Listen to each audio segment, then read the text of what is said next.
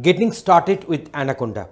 Here in our tutorial, we have selected Anaconda to demonstrate how to write the code and how to execute and how to install Anaconda on your system. So at first we are supposed to go to this respective website, and there we'll be getting two download links, one for Python 3.6 version, another for Python 2.7 version. Here I have loaded my Anaconda on my Windows machine, on my Windows laptop. So that's why I clicked on this Python 3.6 version here. And here we are having two types. One is the 64-bit version, and the one is the 32-bit version. So I selected Python 3.6 version 64-bit. Then this particular screen will come, and then I shall have to click on the next. Then this license agreement will come. You can read this agreement, and then you are supposed to click on this I agree. Then you can have two options. One is the just for me, another one for all users. So I have selected just me. So now I shall click on this next. So next, this Anaconda, the version 3, Anaconda 3 version 5.1.0 64-bit setup will be initiated, and here I'm supposed to select the destination folder.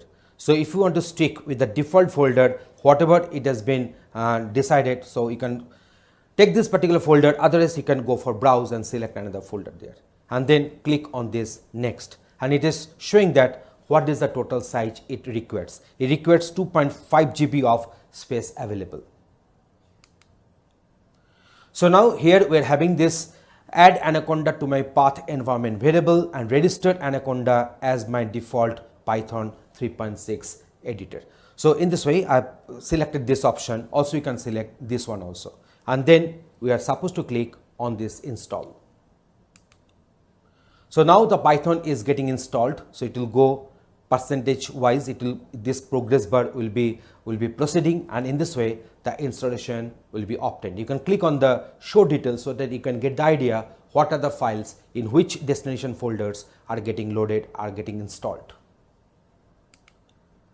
Then installation complete will be obtained, and here you see the full progress bar has been filled up. So installation has been completed. You can go for the show details, and then you can click on the next.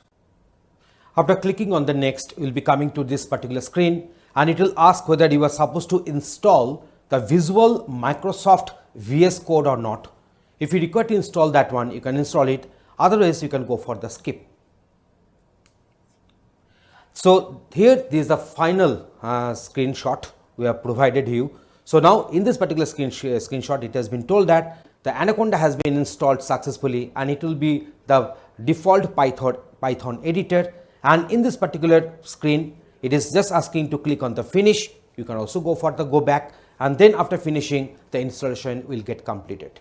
So in the next videos, we'll be going for the Python program execution through this Anaconda 3 editor.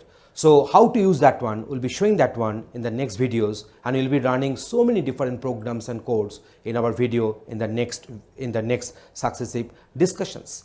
Thanks for watching this.